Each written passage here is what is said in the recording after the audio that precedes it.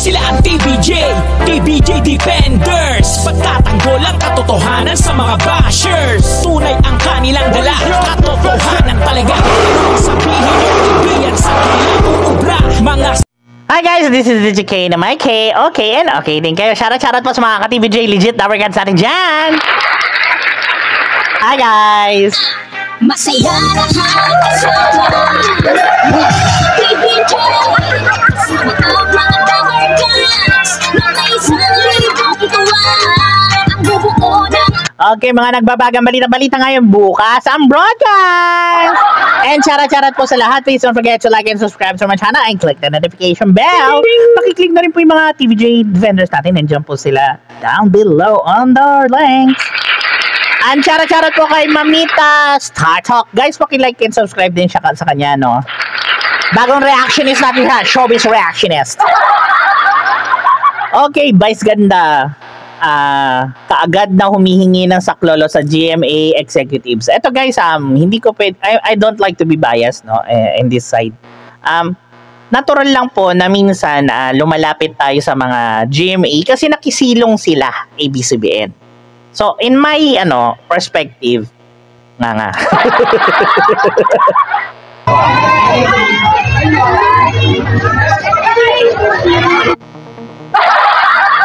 parang ang hirap nun, no? Yung mga managers ng ABS-CBN, tapos nakikita yung managers ng kabila, no? Yung mga executive ng kabila. Oh my God, ang... Parang... Ayan, charot kay kay Love Star Riray. Oy, charot sa'yo, Guys, don't forget to like and subscribe also kay Star Riray, no? Supportan din natin, no? Tila nakahanap ng masasandalan si Uncoverable Star Vice Ganda sa kanilang hinaharap na problema sa MTRCB. Matatandaan ay dininay ng MTRCB ang motion of reconsideration ng It's Showtime kaugnay ng viral cake icing scene ng Vice Ayon. Oh my God. Boom! Sa It's Showtime. Kaya naman ang makita ang GMA bosses at ABS-CBN bosses kanina sa It's Showtime. Nakakaloka, no? Tag team na Nag-bolt test 5 na sa let's bolt wala nga and denied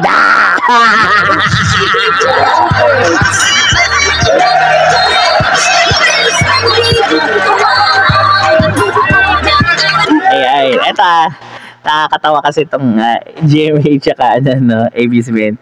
Pinanggalingan po yan ng TBJ. Guys, take note na wala mga agimat ng dalawa. Yung dalawang istasyon hanggang yan, natatawa ko ngayon, parang inaani na nila. Ayan, yung nga. Yan ang sinasabi ko sa inyo. Pag hindi nyo inalagaan ng isang bagay o isang tao, hindi nyo pinahalagahan, hindi po silang gaganti sa inyo. Hindi silang pagpaparusa sa inyo. Fate itself, destiny itself, and God. Si God na po ang bahala sa inyo, hindi na kami. Basta kami nagre-reaction lang kami ng accordingly na hindi naman bias, yung tama lang. Kung saan yung tama at mali, di ba? Time ay isang positibong pangyayari para sa hinaharap na problema ngayon ni na Vice Ganda at It's Showtime family. Sa TikTok video nga na ibinahagi ng It's Showtime ay makikita na nakipagkamayan si Vice Ganda sa mga executive. Parang parang saklap, no? Executive ng ABS-CBN, tapos makikita mo, executive ng GMA. Magkaaway yun, di ba? Sa negosyo, di ba? So, bagay plastikan naman plastikan is real.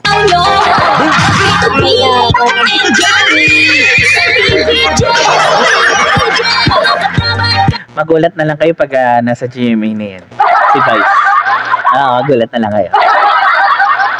Magbabay-bye sa ABS-CBN. No, ang hirap na naman. I can't imagine. I got a feeling. Tips ng GMA. Kapansin-pansin naman na tuwang-tuwa sina Annette Gozon sa komedyante. Narito at panoorin natin ang nasabing video.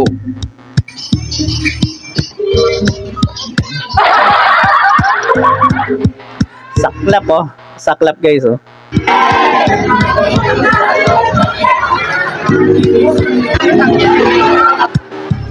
Nag-ano yan, syempre didikit na yan kung saan yung pwedeng Kaso guys, kahit anong dikit mo, kung may mali talaga, wala magagawa din ng mga executive, lalo na pag MTRCB ang naglabas ng verdict. Tapos i-issued ka pa ng motion for reconsideration na ni-reject dahil talagang mali yung ginawa nyo. At dinagdagan nyo pa araw-araw. My God! Kahit ako ang executive, hindi ko na bahala sa buhay mo. Ganon na yung kasi matigas ang ulo mo eh. Ganon ako.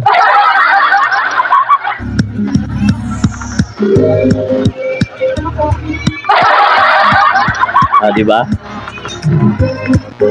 Sabay shaken. Ano, Ma'am, help me, Ma'am. Ma'am, help mo ako, Ma'am. Diba? Parang hirap nun, no? Ma'am, help mo ako, Ma'am. Kahit tinira ko si Jessica Soho sa aking concert ng Kopong-Kopong. Tapos ngayon, dami na po namin ginawang kabalbalan. Pero, Ma'am, bakit yun? Yung mali namin is tama sa amin, pero mali sa kanila. Ma'am! Yung mga ganun. Parang hirap nun, no?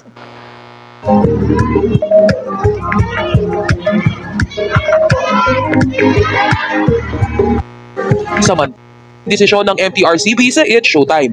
Panigurado din umano nakasama si Vice Ganda sa posibleng meeting na ginawa ng dalawang network. Sa kabilang... Natural, kasi...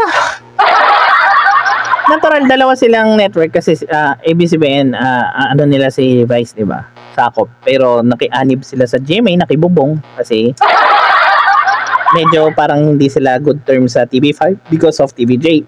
Which is talagang, TVJ talagang boom, boom, boom. Anyways guys, congratulations again sa TVJ. Sana po marami kayong natutunan at wag nating gayahin yung mga masamang ehemplo. Hanggat maaari mga bata, iwasan natin na makanood ng mga ganito katulad nila Vice, no? Kasi advice ko lang guys, no? For me, I'm not being biased but I'm being overprotective to kids and mostly sa mga, alam nyo na, hindi naman natin kasi ganun ka, lalo na sa educational when it comes to kids, no? Kailangan nangunguna tayo mga matatanda na makakuha sila na example sa atin, lalo na within national TV. Anyways guys, God bless you and please don't forget to like and subscribe to my channel and click the notification bell. Pakiclick na rin po yung mga TVJ Defenders natin dyan. Nandiyan po yung link nila down below. Nga pala po, shoutout po sa TVJ Legit Lovercats natin. Tapos sa mga nanonood, maraming salamat po. Please share it to your family, friends, and loved ones. Ito po si DJ K na nagsasabing my K, okay, and okay din kayo. Please, by the way guys, eto nga pala po, maraming salamat po sa mga nagko-comment. Bashers man kayo, hindi, you're always welcome po. God bless you. And shoutout po kay Mamita Star Talk. Hi! Masaya lahat kasama.